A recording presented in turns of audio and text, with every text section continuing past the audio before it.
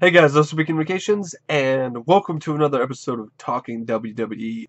Now, I did see this week's Raw, and I liked it, but I'm waiting to give my thoughts on that when I catch up with this week's SmackDown, which I will check out around sometime this weekend. So then you'll see another episode of Talking WWE where I talk about this week's SmackDown and Raw.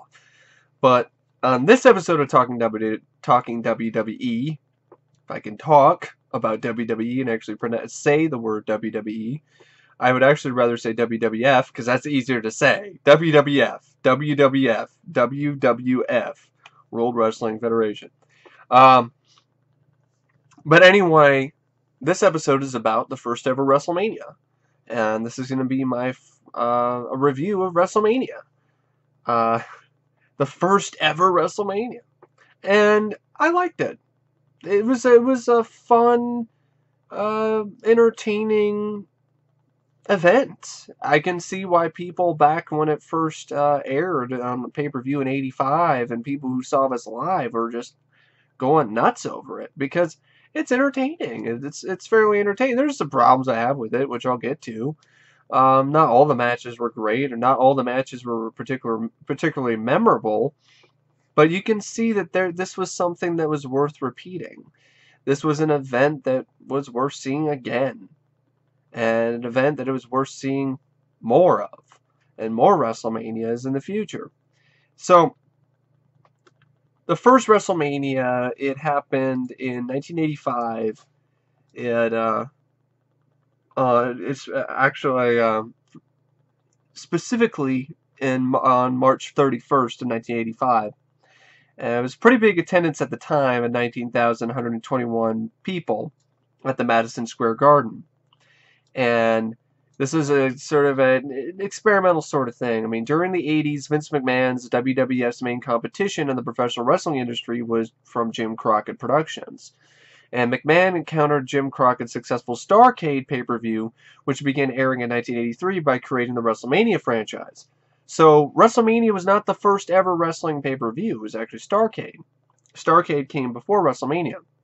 And for the first WrestleMania, excuse me, talk about WrestleMania, I got fucking hair in my mouth for some reason.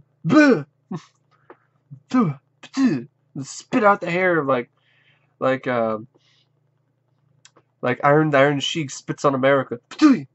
But anyway, so yeah, and Starrcade came first. And for the first WrestleMania, Vince McMahon began cross-promoting with MTV.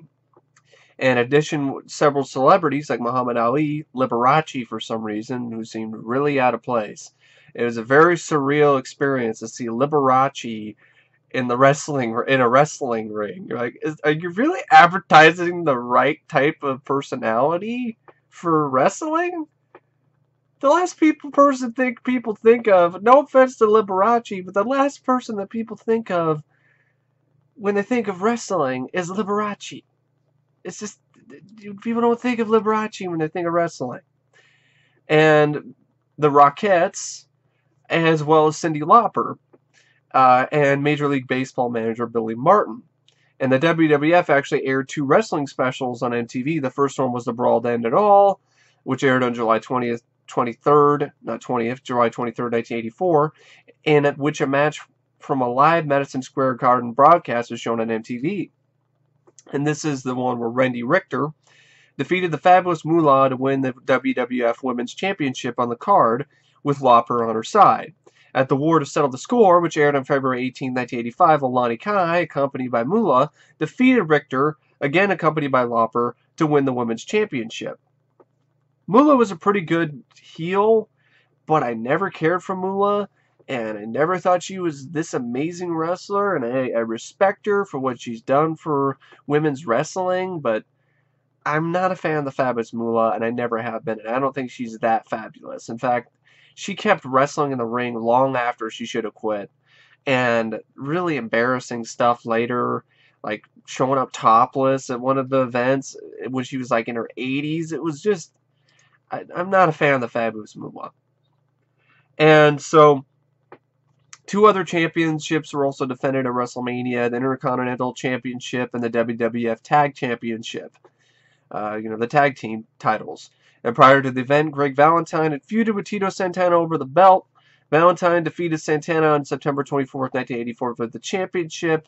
Mike Rotunda and Barry Windham won the WWF Tag Team Championship 3 months before WrestleMania from the team of Adrian Adonis and Dick Murdoch. And Mike Rotunda and Barry Windham, I think they were like the American Dream, or I don't think that's actually their name, but they're U.S. Express. That's who they are. American Dream. I don't know where I came up with that. That's probably some wrestling tag team name somewhere. And then months leading up to the first WrestleMania, Roddy Piper began a talk show segment on WWF television called Piper's Pit, which is fun. I like Roddy Piper, and I enjoy episodes of Piper's Pit. On one episode of the show, he hit Jimmy Snuka over the head with a coconut. I remember that. Hitting Jimmy Snuka over the head with a coconut. Now, see, I was born in 1989, so of course I didn't see any of this live. I saw this later, on old wrestling DVDs and on the internet, but I do remember that. Leading to a feud between the two men, and as part of the storyline, Piper recruited Bob Orton to be his bodyguard. Now, Cowboy Bob Orton is actually, I believe he's Randy Orton's, he's definitely related to Randy Orton. I don't know if he's his dad or not. I don't really know particularly for sure, but I know that Randy Orton is related to Cowboy Bob Orton. I'm not an expert on wrestling. I'm not going to pretend I am. I'm just doing these videos for fun, and a lot of people have actually expressed interest in more, so that's why I'm doing them. But anyway, so Cowboy Bob is going to be his bodyguard, and in another episode of Piper's Pit, Piper spoke out against the Rock and Wrestling Connection, which led to a confrontation with Hulk Hogan. And in February 1985, the two men faced each other at the War to settle the score, where Hogan won by disqualification after interference by Paul Orndorff and Mr. T. Their ongoing feud led to their match at WrestleMania.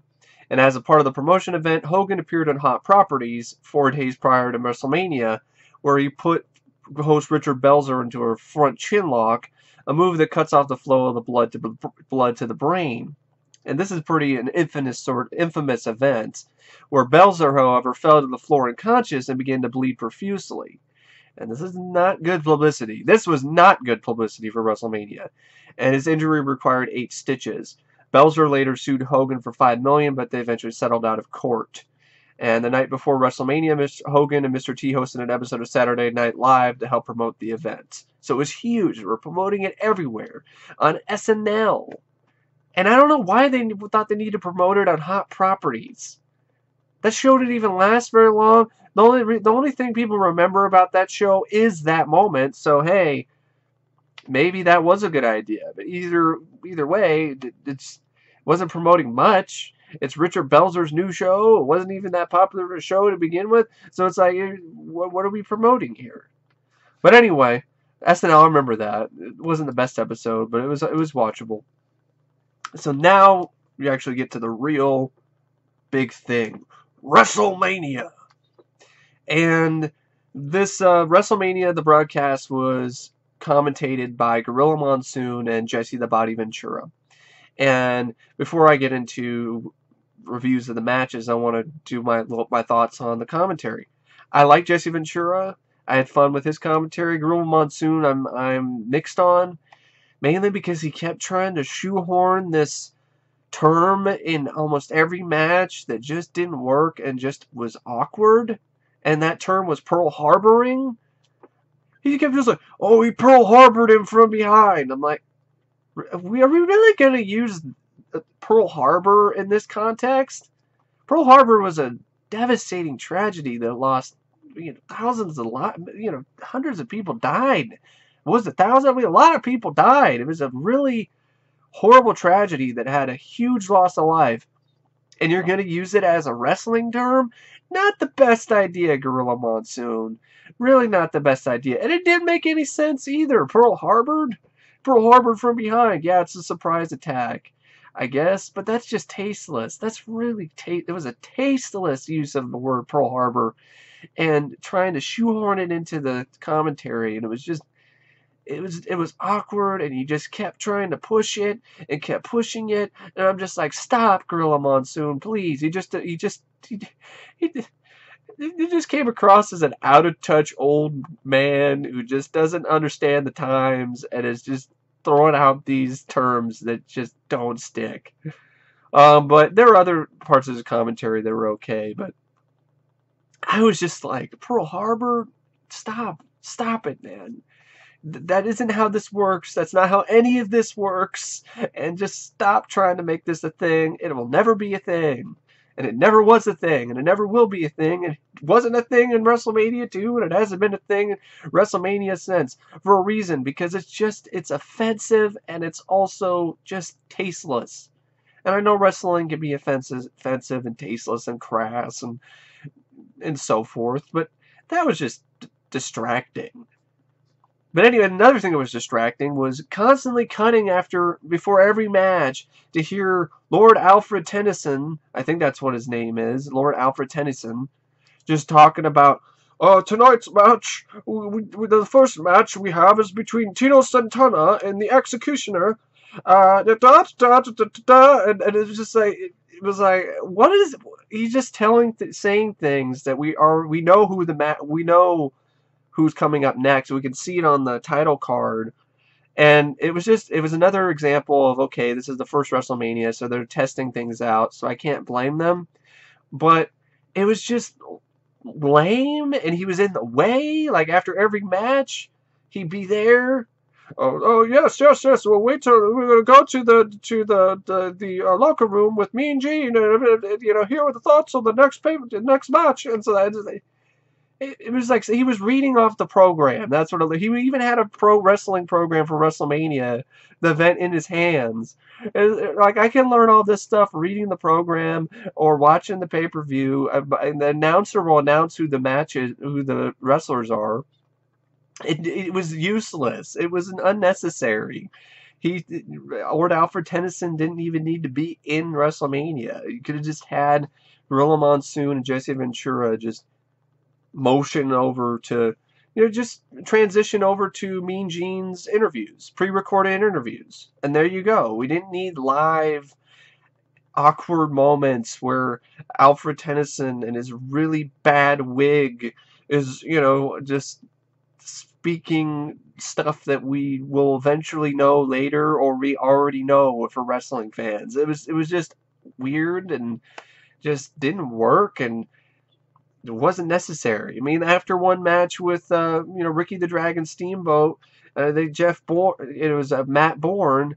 I think it's Matt Bourne, right? Is it John Bourne? I'm trying to remember who. Yeah, Matt Bourne.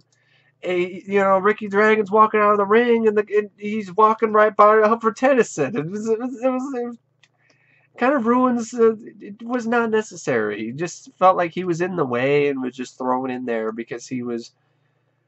I guess he was a member of the WWF wrestling announcing team, so they had to put him in there, but maybe he should have been in the studio or something. I don't know. It just didn't work. But anyway, so the commentating was okay. I think it got a lot better as the pay-per-view series went on, and Lord Alfred Tennyson, I don't have any problems with the guy personally, but I don't think his services were needed in this pay-per-view. But anyway, I had fun with the little interviews, though, the pre-recorded interviews with Mean Gene Okerlund, especially ones with the one with Junkyard Dog was fun too. Give me a lot of bones, and there's another one with Lilani Kai and Wendy Richter that I remember because it was just botched so bad, but it was so hilarious. As Wendy Richter is like, I'm gonna get my hands on that. I'm gonna get, it took my belt away from me. I'm gonna get my belt back. This is really just, the voice that comes out of her lips is not what you expect at all. She looks like a supermodel in a way. I thought she was a pretty beautiful woman, Wendy Richter. And she comes out with this really thick Southern accent. Yeah, she took my belt away, and I'm going to get it back no matter what it takes. I'm going to raise my hand at Victor. I think that's actually Lilani Kai who says, like, I'm going to raise my hand at Victor. Like, raise your hand at Victor? So what are you gonna? I don't get, just botching that. It was just terrible. Really botched interviews, but they were funny. Even Moolah botches her lines as well. She pauses and stutters for a bit before she finishes what she's saying. So it's kind of funny. I just thought I was like, yeah, she took my belt away from me, and I'm gonna win that belt. I just thought it was pretty funny. Wendy Richter and you know that little stuff there. But anyway, now let's get to the actual matches. The first match is between Tito Santana and the Executioner, who's a masked man, but his real identity is Buddy Rose, and the Executioner was terrible. Such a terrible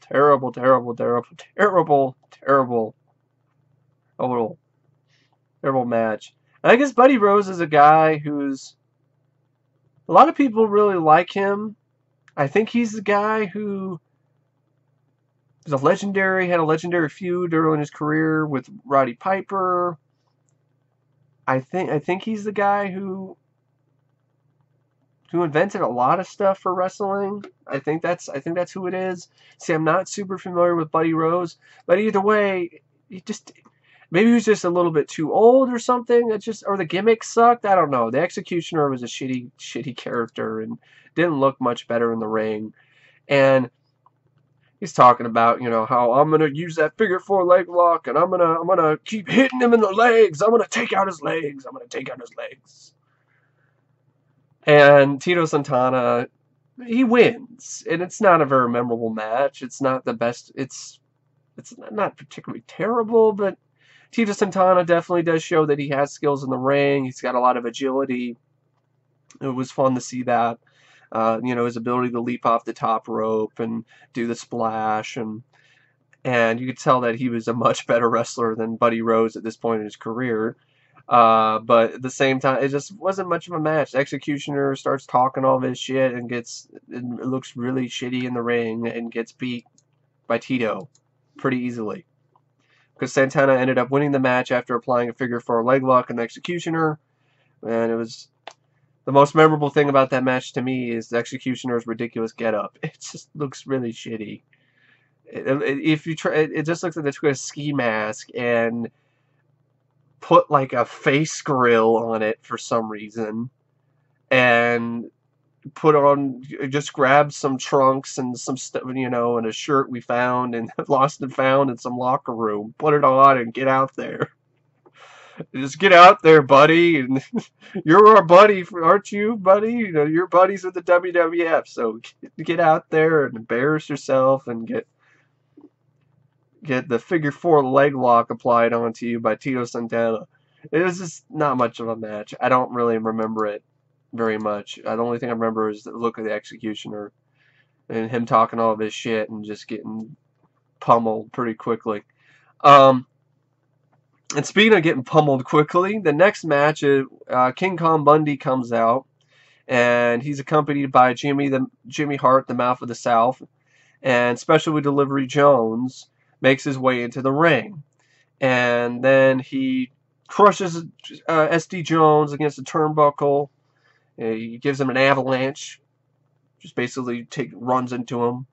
And King Kong Bundy, he's a pretty imposing guy. He's a big guy, man. He's huge. And he's in many ways the precursor to the Big Show. You could say that Andrew the Giant was, of course, the first big giant, but King Kong Bundy in many ways reminded me of the Big Show. And it was kind of eerie. Like, they even had some similarities in their facial structure. But anyway, King Kong Bundy, I'm going to review WrestleMania II later. And I really liked that match between him and Hulk Hogan. And the first ever steel cage match. That was a really good match.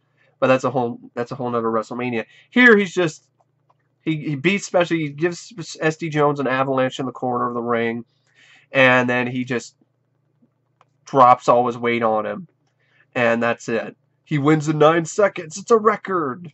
that will probably never be topped, which of course it actually was. But the WWF's official time for the match is 9 seconds, but the match actually lasted about 24 seconds.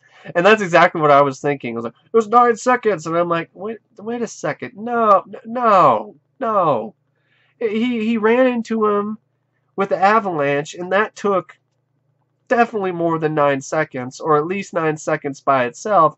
And then he got up, and then he dropped all his weight on top of SD Jones and pinned him. He didn't do it in 9 seconds. It was just WWF trying to make it more impressive than it really was. It was just SD Jones is a jobber who got called in to get walloped on by King Kong Bundy, and that's what happened. But I did notice that definitely the faces were super over in this WrestleMania, and it's the first ever WrestleMania, so that's understandable. But there was just anybody that was good was being cheered. There wasn't like it didn't seem like any of the villains were yay bad guys. I like this heel, and even Roddy Piper got booed, and maybe got a few cheers or something, but even he got booed. I mean, it was surreal in a way, especially in the when you're watching, if you're watching WWE now, you see like, heels and heroes, heels and faces being cheered equally sometimes. I mean, if Cena was of this era, he'd just get cheered because he's technically the Hogan of this generation. And so people were so over with faces, man. They'd be, cheering for Cena. They wouldn't be saying Cena sucks. That's for sure. But Cena does suck. So, and that's a damn fact. But anyway, that's just my opinion. It's not really a fact, Jack. But it's still my opinion. And other people are entitled to think he doesn't suck, but I still think he sucks. This is coming from a guy who used to like Cena. But anyway, so you have that match that didn't. It was just a match for King Kong Bundy to wow the crowd and to catapult his heel role pretty much. The next match was, I thought, one of the better matches of the pay-per-view between Ricky the Dragon Steamboat and Matt Bourne. And Matt Bourne, in the pre-recorded interviews, is saying about Ricky the Dragon Steamboat, like, you're not gonna be tough. You're just flying around. I'm gonna beat you up, that kind of thing. And Matt Bourne, it's part of me who's kind of like, I want him to, I don't mind Matt Bourne. He's not really the greatest wrestler in the world, but I guess I have a soft spot for him because he's from Portland, Oregon, so I think that's why I didn't mind Matt Bourne. But I thought he delivered a pretty good match here with Ricky the Dragon Steamboat. Ricky was able to have his same high-flying style, but at the same time, he also showed that he can do the more gritty, rough-and-tumble type of wrestling that a lot of people think he couldn't do. And so he took advantage early on in the matchup, but Bourne flipped him over and slammed him onto the mat using a belly-to-belly suplex. And then after performing a flying crossbody, Steamboat ended up pinning Bourne for the win. And that was a fun. I like that match. That's a match I didn't mind. And what's funny is I don't exactly remember when they started mentioning this. Which match? It might have been this match. It might have been the first match of Tito Santana, but it was one of these matches, preliminary matches, where one of the wrestlers does a move, which is pretty much seen as FU. And I'm going to put you on my shoulders, and I'm going to throw you down. And they're saying, "Oh, nice amateur move. He did the fireman's carry." And then, see, I'm learning about all these different wrestling moves and where they originated and where they came from. And hearing that being called an amateur move now, seeing Cena just do that all the time, it just makes it not. Cena's still a very strong guy, but it's the fireman's carry. It's an amateur move. Mr. T was doing that, and he isn't even a real wrestler later in the main event of WrestleMania I. So it's kind of I'm not impressed anymore. Cena, the only time I'm impressed is if you do it to the Big Show or Brock Lesnar, because it just shows that you're strong. Other than that, if you do it on anybody else, I'm not impressed. Color me unimpressed. But anyway, fireman's carry. That's an amateur move. So the best match, for so far, I thought was Ricky Steamboat versus Matt Bourne. Then you had the David Sammartino match where he's accompanied by his father Bruno versus Brutus Beefcake accompanied by Johnny Valiant. I didn't care for this match this much. I didn't mind Brutus Beefcake. I thought he was a better wrestler. David Sammartino, no offense to the guy personally, Bruno Sammartino is a legend. I'm not really super familiar with his matches. But his son, I think his son was just riding his coattails. His son didn't really look like he was the best wrestler in the ring. He didn't look comfortable. He didn't look like he really was fluid. Brutus Beefcake just looked like he could just annihilate him at any second. He didn't really look imposing. It really didn't have much of a presence. I totally see why David Sammartino didn't last very long. I mean, I think he might have wrestled I don't know his entire career, but I know he didn't. I don't think he wrestled. He might have wrestled in WrestleMania II. Because remember, he was not the best, but I don't think he was huge. Maybe he was pretty big at that time because his relation to his dad. But I honestly was not impressed by David Sammartino, and that's me personally. I just wasn't impressed by that guy, by him, and I just thought he didn't deliver the best match. And Brutus Beefcake was the better wrestler.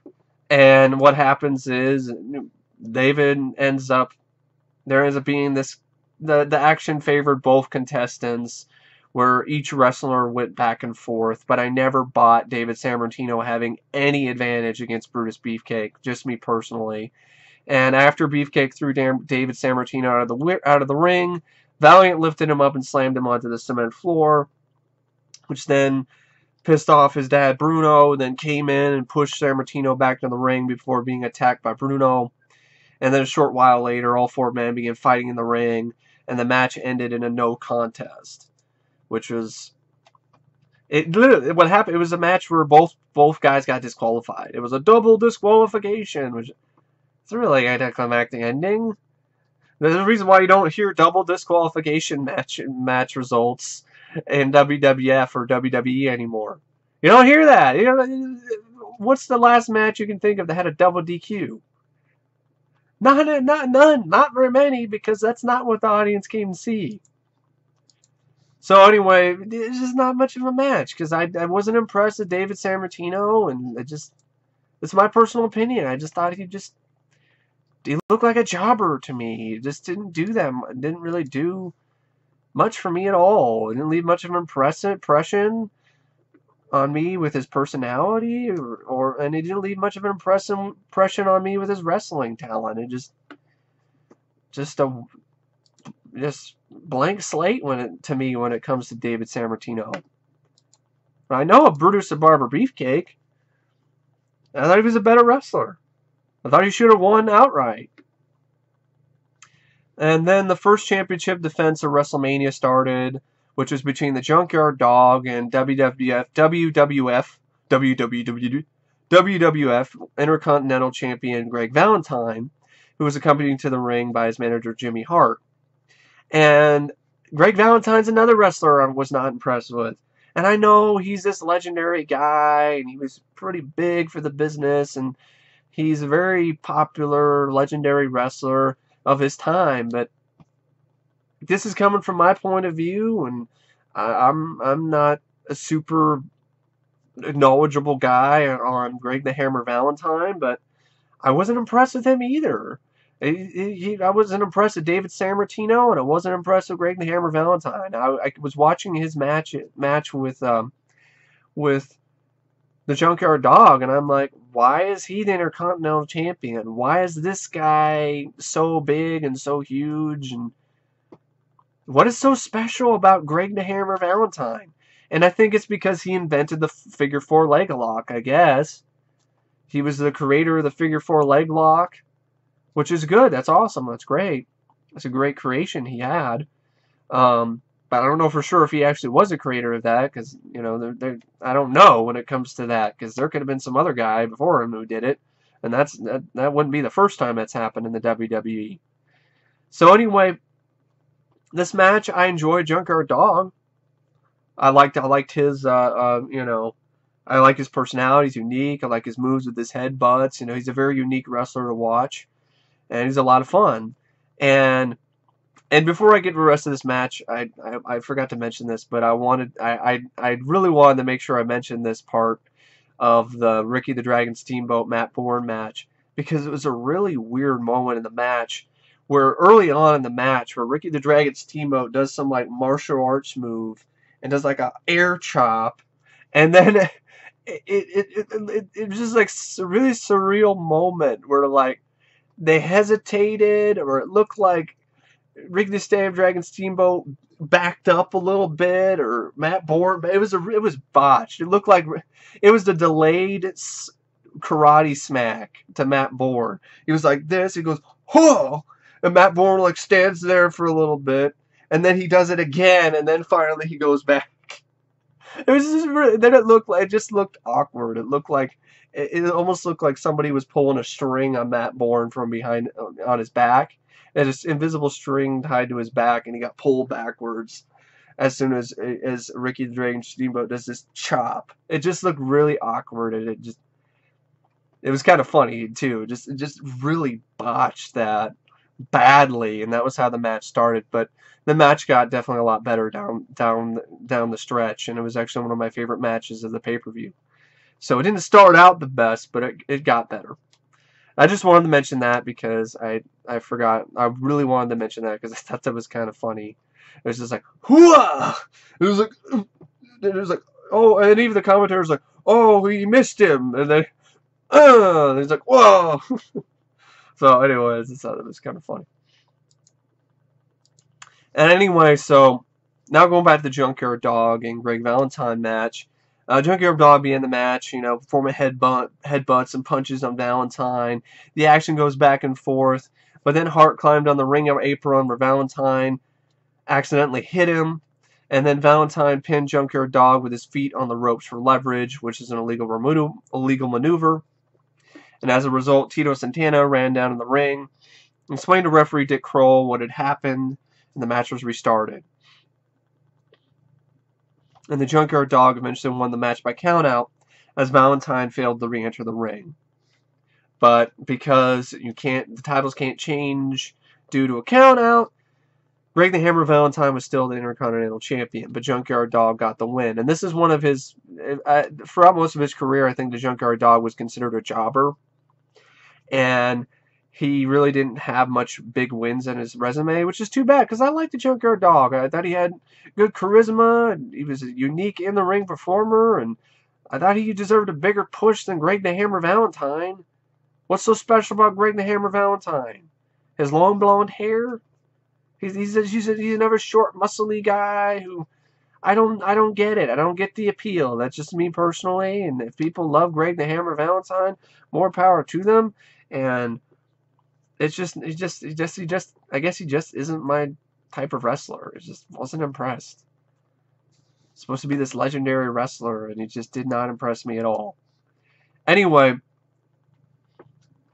the next match was a WWF Tag Team Championship match between Nikolai Volkoff and Iron Sheik, who was accompanied to the ring by Freddie Blassie, and where they challenged the reigning champions, the U.S. Express, Mike Rotundo and Barry Windham, who were accompanied by Captain Lou Albano. And I don't know what, I was just distracted by Captain Lou Albano. I don't know, he had like, it looked like fishing lures stuck in his face. And I was like, why? Why do you have fishing lures stuck in your cheeks? What is the point of this, Captain Lou? I don't understand fishing lures in your face. It just was weird. I was like, why do you have fishing lures in your face? And it was so distracting during the interview with Mean Gene Okerlund. And I just kept focusing in on the fishing lures and wondering, like, why are there fishing lures in his face? I wasn't even paying attention to anything that the U.S. Express were saying. I was just focused in on those fishing lures. I'm like, what the fuck, Captain Lou? Did you wake up in the morning thought, you know what I'm gonna do for WrestleMania? I'm gonna stake some fishing lures and I'm gonna jam them in my cheeks for some reason. That'll definitely get their attention. But anyway, so the match itself is, it's alright. I mean, tag team matches for me personally, I'm not the biggest fan of. I don't know what it is. Maybe it's because it depends on who the tag team is. And I wasn't really impressed with either tag team, so I guess that's why. But the U.S. Express, though, I definitely was more impressed with than Nikolai Volkoff and the Iron Sheik. The Iron Sheik, he had fun promos, and he was a good heel, but I never thought he was the best technical wrestler. In fact, he was pretty bad in this match. He's botching moves. Like, he's supposed to get knocked out of the ring, and he hesitates for what seems like 10 seconds before he falls out of the ring. He's supposed to get kicked in the head. He's supposed to get kicked out of the ring, but he just waits for way too long, and it completely ruins the illusion. And it makes it obvious that it's fake. And there are moments in wrestling that happens, but there's other moments where it just looks real, and it's really well done. And that just ruined the illusion. It's just like, and he just kind of looked lazy in the ring. Nikolai Volkoff, though, was a good heel. Came in, started singing the Russian anthem. And what's weird is Nikolai Volkoff, it made sense for him to be a heel in the 80s. In 1985, when WrestleMania I happened. Rusev now doesn't make any sense to me. They're just rehashing Volkov for this generation for some reason. Russia is not enemies with us. We might not have the best agreements right now and so forth, but there's no Cold War going on right now, and we're not at war with Russia. So why is Rusev, why is the Russian villain the huge heel again? Do we not have any other nationality we can choose? We got to go with Russia again? And I've noticed that with movies and television now, it's Russia is the bad guy again. No wonder Russia might be kind of iffy about our relations with the U.S. if almost every form of media entertainment is the Russians the bad guy again, like it's the 80s. And Rusev, that's a whole other story. I'm not impressed with Rusev in the slightest. He's another big guy who's strong but has nothing, really doesn't have much else. There's not much else to his character. He's just Nikolai Volkoff for this generation. And he can lift heavy weights and slam people down, and he stomps on people. So boring wrestler in my opinion, a boring character, and he does not nearly.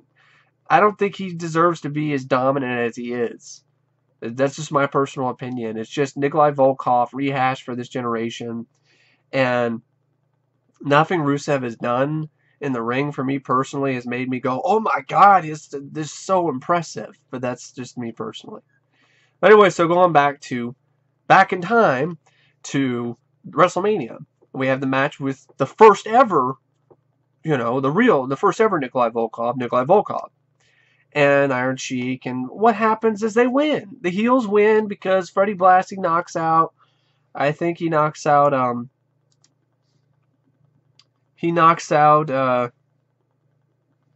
Wyndham with the head with Lassie's cane as the referee had his back turned. Volkoff gets the pin, and Volkoff and the Sheik were crowned as new tag champions. Russia #1, Iran #1, what tag team champions? And people didn't like that. And I have to admit, I actually don't mind the U.S. Express losing, because it added intrigue to the match, and it was controversy, and they needed to switch things up a bit. The heels have to win sometimes, and it was good that they won, and it's a memorable moment for Iron Sheik and Nikolai Volkoff, and a pretty memorable moment from WrestleMania. Decent match.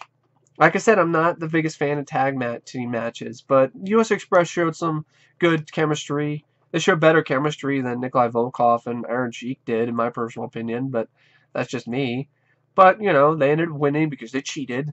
And, of course, now that gives an out for the face team, the U.S. Express. They didn't lose their titles outright. They were cheated out of them, so it works out for both ways. Now you have the main events where, The first main event was a dud for me.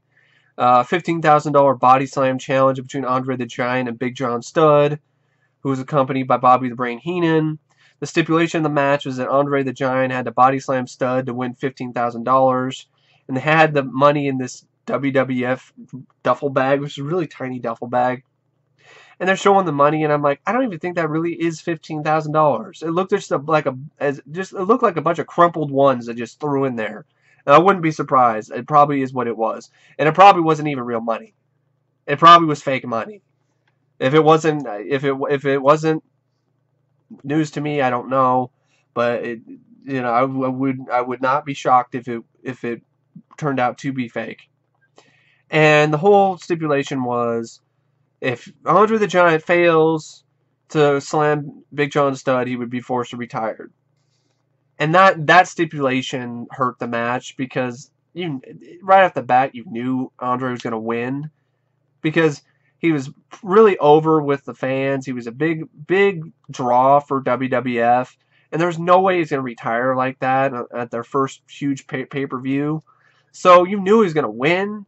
And so it was just a long, drawn-out match between two big guys just slugging at each other and bear-hugging each other and determining and trying to get position before somebody can slam the other person. Big John Studd tries to body slam Andre the Giant, but he can't pick him up. Just can't do it.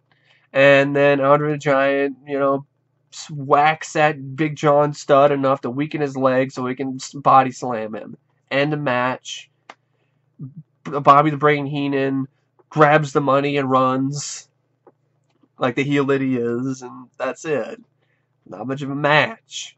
The outcome was predictable, and it wasn't really exciting or fun to watch for me personally. I've just never been a big fan of big, tall, big, burly, big, huge, really tall guys who don't have a lot of in-ring moves. They're very limited in their movement, and those matches aren't really my cup of tea. So that's another reason why I didn't really care for this match. That's why I thought it was a dud. But anyway, after they had all left the ringside, after everyone had gotten out of the way, Andre the Giant retains his career. Now it was time for the WWF Women's Championship match between Wendy Richter, managed by Cyndi Lauper, and her manager, David Wolf, and Leilani Kai, managed by former champion, the Fabulous Moolah. And shortly after the match began, Fabulous Moolah grabbed Richter as she was outside on the floor, but Cyndi Lauper saved her from an attack. And then the match itself was not really the best, mainly because Leilani Kai isn't the best wrestler. Neither is I think Leilani Kai, though. Leilani Kai. At the same time, Leilani Kai was a little bit of a better wrestler than Wendy Richter, but it wasn't much. I don't even remember. All I remember is Wendy Richter winning because she ends up, after Leilani Kai does a jump off the top rope and a flying crossbody move, which should put out Wendy Richter for good. Wendy Richter curls her up real quick and gets a quick cheap pin and takes the title back. And I remember Cyndi Lauper in the interview after the match talking about, I knew that she would do it. I knew we'd get the title back. And she's just got, her lipstick is just smeared all over her teeth. It was kind of gross and distracting. And it was like, we're going to win that match. And I'm like, man, you just ate, did you eat a tube of lipstick? Is that what happened? I just noticed that. That's just something that I noticed. I don't know if anybody else did, but that's something I noticed. It wasn't much of a match. I had more entertainment out of the promos before the match, because just how botched it was by everybody. Moolah flubbing her lines, stuttering. Leilani Kai, I'm gonna raise my hand to Victor. I didn't lose that belt. Moolah took it away from me. I didn't lose that belt. Moolah took it. But anyway, it was an important match for, women's wrestling, and good for them. It was all right. And if I want to watch women wrestling, I'll watch All the Marbles with Peter Falk. Those are some really good matches in that, and that's a film. This is better. The matches in that are better than the matches than the WrestleMania match here. And then you had the main event, which I had fun with. I had fun with it. It pits Hulk Hogan, the reigning WWF champion at the time, and Mr. T, who's accompanied by Jimmy Snuka, against Roddy Piper and Paul Orndorff, accompanied by Cowboy Bob Orton. Muhammad Ali was a special guest referee on the outside of the ring, which is fun. He even got involved with some of the guys outside and threw some guys out of the ring. Don't mess with me. It was actually, I mean, Muhammad Ali it was a good choice to have Muhammad Ali. In fact, he was the one that made the most sense out of all the special guest guys, because Liberace coming to the ring and with the Rockettes was just. I just imagine wrestling fans in the audience at that time. Yeah, some of them were cheering, but some of them were probably looking at them just having these puzzled looks on their faces. Like, what is Liberace doing here? The Rockettes? What is this, a Las Vegas showgirl show? This is WrestleMania! I want to step in to see some wrestling, not some, gay guy with a bunch of girls doing high kicks. No offense to people who are gay. One of my friends is gay. I'm just saying, it just doesn't feel right. Liberace in a wrestling ring. Liberace and WrestleMania are two words that just don't work together. It's an oxymoron. It doesn't work. But he's a guest timekeeper and even has a little cute little bell. Okay. And so the Yankee manager, okay, that's fine. They're in New York, so he got a big pop from the fans in attendance. And Piper comes in and gets booed, of course. And Piper is just, I love Roddy Piper, man. His in-ring persona was great. The hot rod is awesome. He just looked like a crazy guy on the edge you didn't want to mess with. And I think Roddy Piper is definitely inspiration for one of the current WWE superstars in Dean Ambrose, the Lunatic Fringe. He's totally I would be shocked if he is not a big fan of Roddy Piper. He's the Roddy Piper of this generation. I'm fine with that. The more Roddy Piper type wrestlers, the better. I love Roddy Piper. And so I even like the sort of way the match first starts out. Hogan and Piper are going to go at it, but on the other end of actually it's going to be Mr. Wonderful and Hogan, but then Roddy's like, I want in, and then it's like, okay, he tags in, and Roddy's in with Hulk. He's like, I'm going to get Hulk. We're going to go in, and we're going to do it. It's going to be big. I'm going to go up, I'm going to take Hulk on. And then Mr. T's on the other side of the ring apron screaming like, ah! And it's like, I want in. And Hulk's like, you want in? You want in, brother? Okay, all right. Tags in Mr. T. And, Piper's like, what? And so then you have T and Piper go at it. And they actually go nose to nose, which is pretty cool. And a bunch of machismo, just head to head, face to face. And the match continues. And it's a decent match. Mr. T showed that he could actually wrestle and do it believably. He did a good amount of sitting spins and get away from moves. He was able to do a decent clothesline. He was able to do the fireman's carry, which is an amateur move, by the way. John Cena, take notice. And so it was a fun match. I liked the match. The two traded blows. Mr. T and Piper traded blows midway through the match. All four men were being brawling and got in the ring and started brawling. And then Muhammad Ali came in and settled the score and settled things down and punched Piper in an attempt to restore order. And then after the match's order was restored, Orndorff and Piper had the offensive advantage. Orndorff locked Hogan in a full Nelson. And, Hogan was getting slammed around. Mr. T was, in the other corner begging to get in, but Hogan's just getting body slammed, and it just looks like, oh no, Hogan's hurt, he's done. The bad guys are gonna win. But what happens is Cowboy Bob Orton climbs on top of the top rope and attempts to knock out Hogan with his cast on his arm, but instead Orton hits Orndorff and knocks him out, and Hogan pins Orndorff to win the match. And the crowd goes nuts. And in frustration, Piper knocks out the in-ring official, Pat Patterson, before he and Orton retreated backstage, leaving Orndorff alone in the ring with Hogan, Mr. T, and Snuka. And also another thing that I liked about this match is that in the middle of the match, while it's just, like, before the middle, the match is going Mr. T and Hogan's way, and Piper and Mr. Wonderful just walk out of the ring. They're fine with being counted out. And they're getting counted out, but Hogan comes in and is like, no, brother, no count out. Get back in the ring. Get back in here. And you know, they get back in the ring, and of course the match continues. But I like that little bit of drama. That kind of spiced things up a bit. And, you know, it was fun. It was fun to see Hogan and Mr. T. It was fun to see them versus Roddy Piper. Mr. Wonderful, not the most impressive guy, but I like seeing Roddy.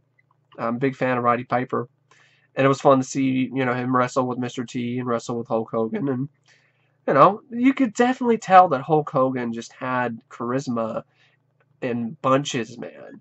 In his promos, he was just electrifying in front of the camera. It was just, I mean, even watching his matches now, he might not have been the best technical wrestler, but man, he was the wrestler that you paid attention to the most. He was the guy who just drew you in. He was the guy with so much energy and charisma that was just infectious, and it was irresistible. And, you know, he comes out with that music. I am a real American. I fight for the rights of every man. It was just, you know, you just want to stand up and cheer, be like, America, yeah, Hulk Hogan, fuck yeah, WrestleMania. And it was just, you know, it just puts a smile on my face seeing Hulk Hogan come out in the ring, you know, with Real American. And I know that wasn't really his theme song. I think it actually was the U.S. Express's theme song at first, but then Hogan used it. And, you know, I think of Hogan, you know, with that theme more than I think of the U.S. Express. But hey, revisionist history, I guess, right? But I don't know for sure if it was the U.S. Express's theme, but I think it was, or it could have been the American Dream. Like I said, maybe there was an American Dream tag team. I think there was, wasn't there? Wasn't there an American Dream tag team? I don't know for sure. If there was, go ahead and inform me on the tag on the comments below, on the tag team title comments below. But anyway, I don't know what else to say about the first WrestleMania, except I'm gonna give it. I'm not really gonna rate it because I haven't rated the other. Haven't rated Raw. I haven't rated SmackDown. I didn't rate Royal Rumble out of stars, but I'd say I enjoyed it. It was fun. Was it the best WrestleMania? No, but it was the first WrestleMania. It was a spectacle. It really did live up to this big spectacle. Even watching it now, it is pretty big. Even for old 1985 WWF wrestling standards, it still is pretty big, and it does have that big feel, and it does feel epic. And it was fun. It was entertaining. It was enjoyable. There are better WrestleManias, but this was the start, and you have to respect that. You got to start somewhere, and it was not a bad way to start out the WrestleMania pay-per-view. If it was really botched and was really terrible and it didn't work, then we wouldn't have more WrestleManias. So obviously something worked.